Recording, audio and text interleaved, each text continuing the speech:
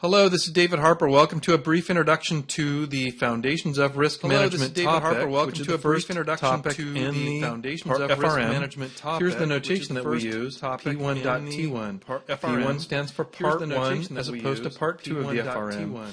And then within Part 1 of the FRM, as you probably know, there are 4 topics.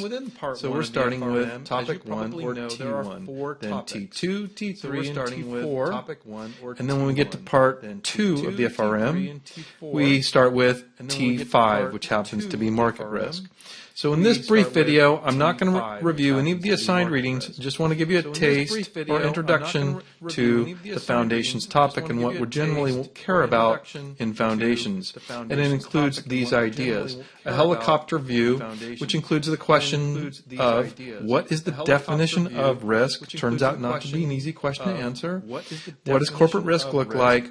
And risk governance. We also have in this Foundations topic case studies, and we've had these for several years, and these are really relevant and important to the candidate. Then we have a new reading by John Hall on the credit crisis, as you might expect, and we also have theory on the capital asset pricing model, which is controversial or debatable, because we can certainly take the position that in practice the capital asset pricing model isn't realistic and isn't used by many practitioners. Of course, we can take that view, but from the perspective of the FRM, some proficiency in the capital asset pricing model is important, I will tell you now. It comes up in Part 2 of the FRM as well. One of the reasons is simply that there are other ideas that are more common in practice that, whether we know it or not, are actually borrowing from capital asset pricing theory.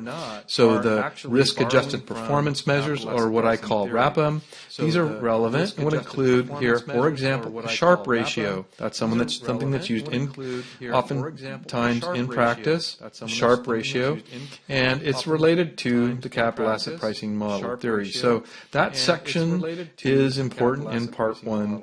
And then, of course, we do have GARP's Code of Conduct, for shorthand, sometimes call that ethics.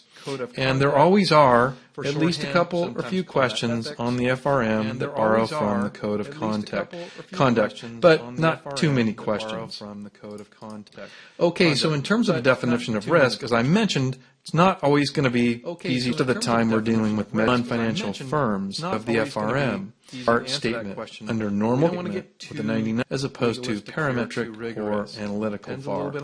But my only point here, which is to introduce you to the concept of value at risk, which is a probabilistic statement that is based on our selection of a horizon, a time horizon that could be 1 day, it could be 1 month, it could be 1 year, and then some confidence level, typically either 95 or 99%, and then we're just probably saying, based on some method to arrive at a distribution, they would expect the losses to exceed the VAR, in this case, 5% of the time.